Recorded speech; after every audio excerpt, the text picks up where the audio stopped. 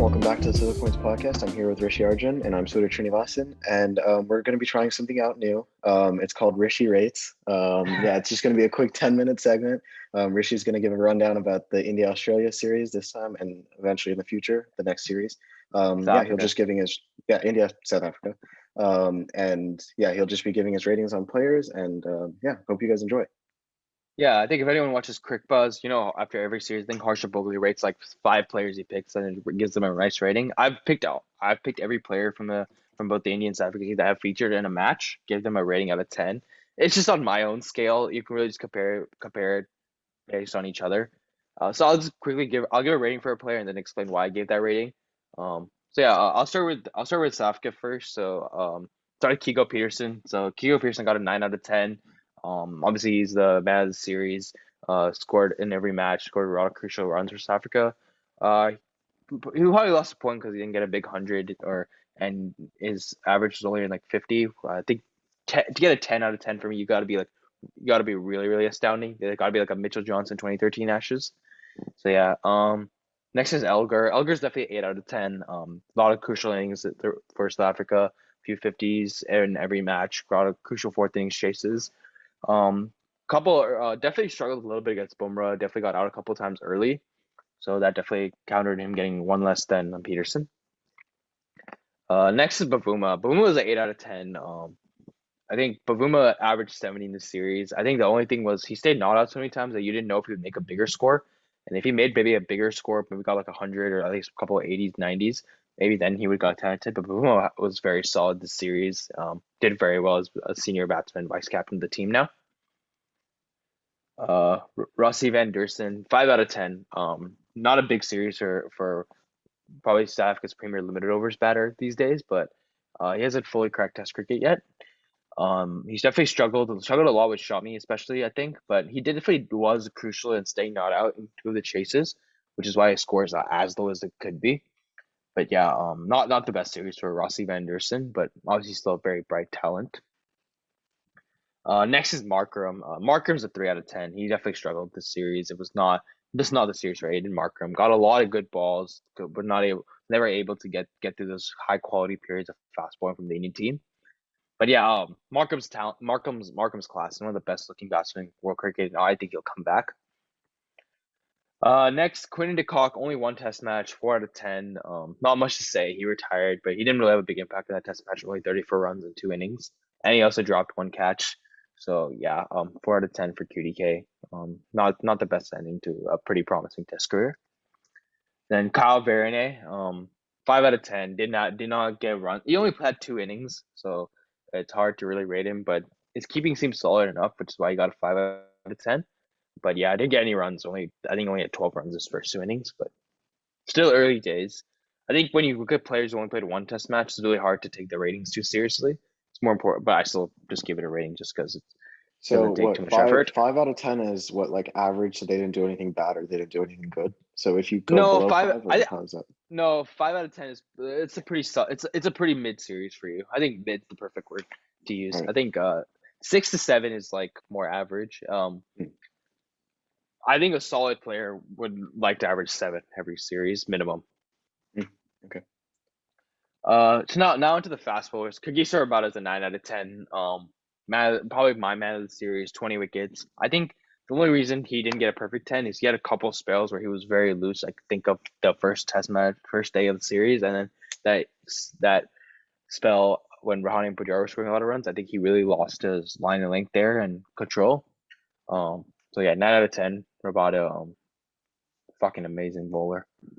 Marco Jensen on debut, 9 out of 10. He had instant impact. Was amazing with his height, using it and then getting a lot of nice bounce as well. Probably lost a point because I know he's bad as well, but he didn't really show too much batting talent here. I am rating him as an all rounder, so 9 out of 10. Lungi Nagidi, 8.5 out of 10. He got 6 wickets in the first Test. He was very impactful in the third Test. I think second Test is where he didn't have too much of impact for, so that kind of prevents it from a 10 out of 10 performance. But yeah, Lungi Nagidi is definitely like 8.5 out of 10 is a very good rating. Definitely a very good series for him. Dwayne Olivier, 6 out of 10. I don't think he bowled too badly, but he was definitely the least threatening out of South Africa's main four quicks in the last two tests. Definitely bowled some good balls, but he definitely leaked a lot more than the others, and he definitely didn't provide India as much. Um, he didn't give it the same amount of venom to the attack as the other three did. Keshav Maharaj, 3 out of 10. Basically, his bowling was basically a zero this series. Only one wicket. Didn't really have to bowl much. He gets three mainly because he did a decent job as night watchman. Then last is Mulder. He's a 1 out of 10. He played only one test, didn't score runs, didn't get a wicket. Not much to say on him. Now we're gonna move on to the Indian team. So again, probably starting with the batsman first. So KL Rahul, 7.5 out of 10.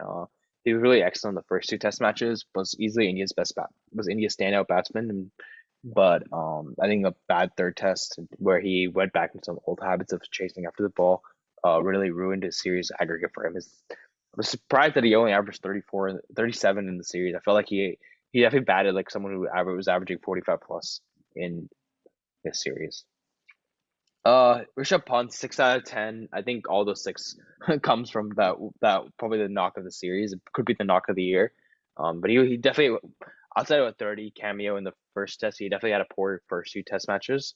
He didn't get too many runs. So I think 6 out of 10. 100 was stunning, and his wicketkeeping was generally pretty safe. No missed chances. Virat Kohli, 7 out of 10. I think Kohli actually ended up with a 40 average for the series in tough bowling conditions.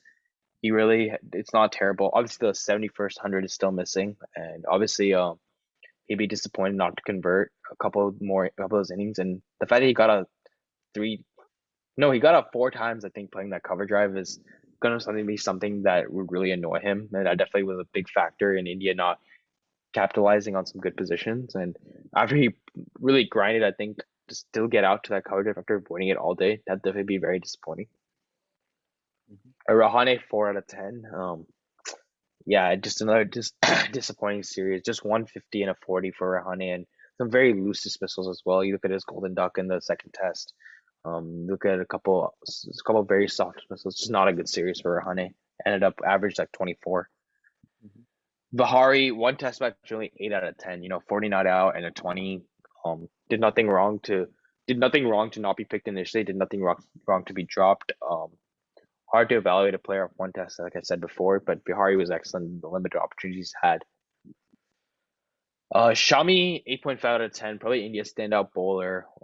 Very crucial in winning the first test match, was solid throughout. A lot of times Kohli would throw in the ball with a lot of hope that Shami would win in the test match. So yeah, 8.5 out of 10 for Shami, who rightly Kohli said is a top three seam bowler in the world. I think it's a very fair praise for him. Shuttle Tucker, 7.5 out of 10. Shuttle Tucker, I'm rating on the all-rounder scale. I think with the bat, he was very disappointing this series. I think he averaged like 10, had no cameo impact innings like he had in Australia or England. With the ball, he was excellent. Obviously, he picked up a 7 wicket haul, which is pretty crazy for someone who you would label as being like the fifth or sixth best pace bowler in India. So definitely very impactful with the ball. Throughout the series, he was threatening, and even his control gradually improved as the series prolonged. His economy ended up being in the lower threes, where before he was again almost four and over. So yeah, Bumrah, 8 out of 10. Just like Shami, he was excellent in the series. I think second test was very poor for him, where he went four and over. But otherwise, he had picked up his second five in South Africa, was excellent in India's win in the first test, and I think a little bit of bonus points just for this batting as well. His batting's come a long way from being someone who averaged two before the England series, and he provides some very crucial runs, I think, for India lower down. And next up is Siraj. Siraj is a 5 out of 10. Bowled decently well in the first test, but he was really poor in the second test. And injury definitely affected his bowling. He ended up with an average of 50 over the series in the two tests. So not the best series of Siraj, but I don't think it's a big deal for someone who's such a talented bowler who's done so well in his 1 year test career so far. Ashwin, 5 out of 10. I don't think Ashwin bowled as badly as people might think. Only picked up 3 wickets, but he still bowled with good control for his captain in conditions that are very difficult for spinners. And with the bat, I think his 40 in the second test was a very crucial innings. But I definitely gave him a point less because of how badly he played in the third test. But with the bat, very irresponsible batting that definitely hampered India's position when he was batting with Rishabh Pant, who was scoring runs. And yes, Ashwin batting at 7, I had to rate him on the all-rounder scale because he was playing the role Jadeja plays. And last, Umesh Yadav, 4 out of 10. I think I mean there's only one test match, but again, we've seen that Umesh Yadav is a leaky bowler overseas, and he went at over 4 and over and only picked up 2 wickets. I think he did bowl well in the first innings, but the leaking of runs when you have such high quality fast bowlers on the other end, always bowling for you, bowling for the team, it just shows he's always going to be a class below the Shamis, the Bumrahs, the Sirajas, the Ishants. And that's why he's always going to be like a default squad pick, but never a 11 pick. So yeah, Awesome. that's the like 20. I think that's like 25 ratings I've given. Solid. So Yeah. yeah. So your top being for South Africa, your top ratings are Alger, Peterson, Rabada, and No, Peterson and Roboto got 9 out of 10s. Peterson, Rabada. Okay. Nice. Yeah. And then for India, Yeah. top ratings? Shami 8.5. And then batsman, probably no one. Rahul Bahari got an 8 out of 10 for one test. KL Rahul got 7.5. Solid. Yeah. Awesome. Yeah, hopefully you guys like this new format. Let us know if you enjoyed it. Yeah, we'll be doing more. Rishi will be doing more for the future series. Yeah. Yeah, I think we'll have we'll obviously still be recording our India South Africa Test Series recap as well to be uploaded around the same time as this. Expect one for the Ashes as well, like a ratings review, just for any like 3+ Test match series where you can get like a nice fair rating. But yeah. Awesome. Solid. Make sure you like and subscribe. Thanks, guys.